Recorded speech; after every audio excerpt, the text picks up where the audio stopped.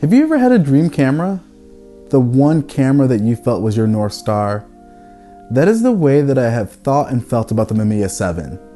When I first started shooting film, I began my medium format journey with the Mamiya AFD645. The AFD was my workhorse for the first 6 years of shooting weddings full time, because I was way too cheap to get into the Contact 645, and at the time you could pick up the AFD for about $600, where the Contacts cost well over $3,000.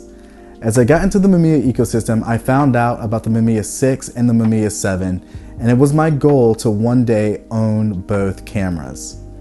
Fast forward to about 3 years after I began shooting, and I was finally able to buy the Mamiya 7.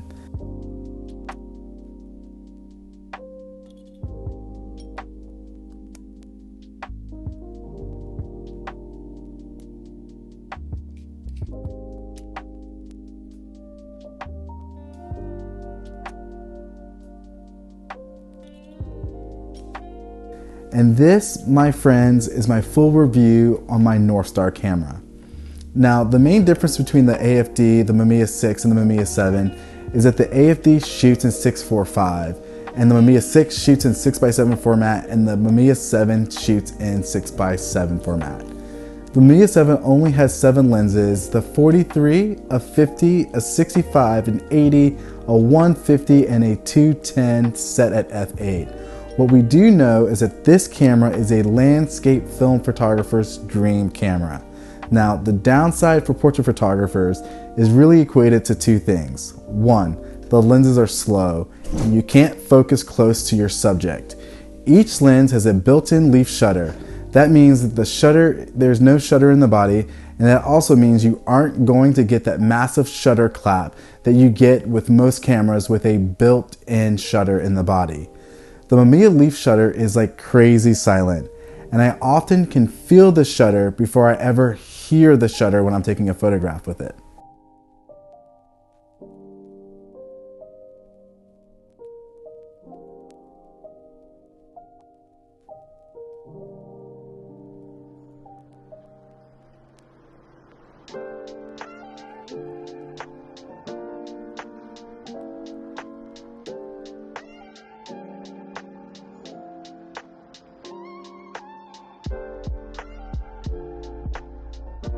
Now, there's a lot to love about film cameras and this particular camera, and one of the things that I love about this is how crazy sharp the images are.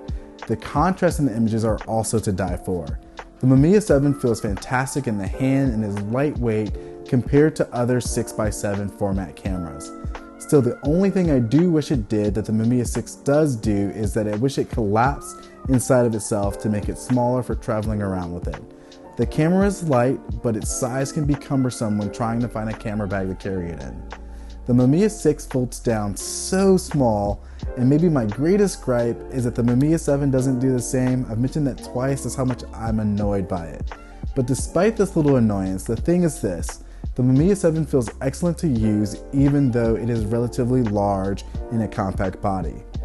Now, the bad is that this camera will not be a camera that you will use with low light portraits for color film, or really kind of like low speed black and white film. I mean, you can push your film if you want to, but if you're going to shoot black and white film with the Mamiya 7, I would recommend, if you're shooting in low light, to shoot with the Ilford 3200, and you'll be able to stretch the slow lenses a lot further.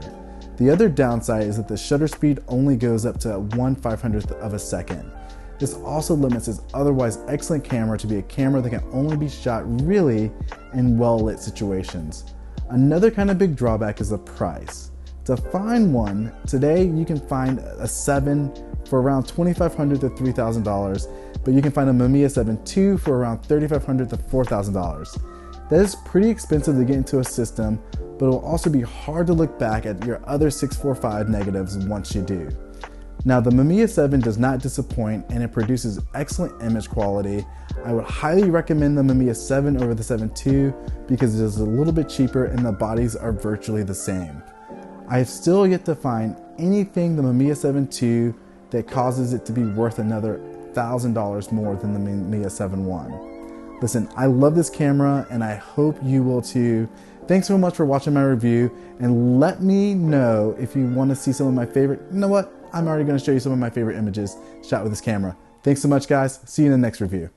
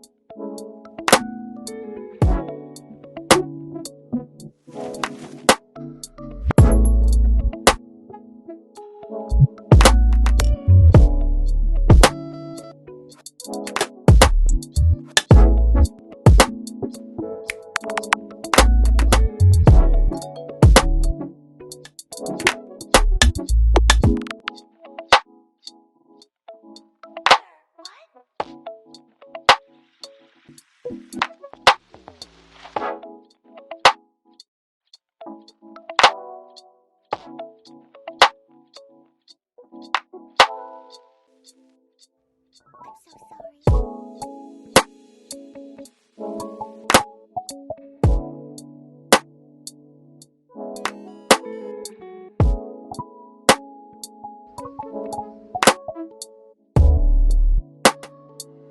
sorry.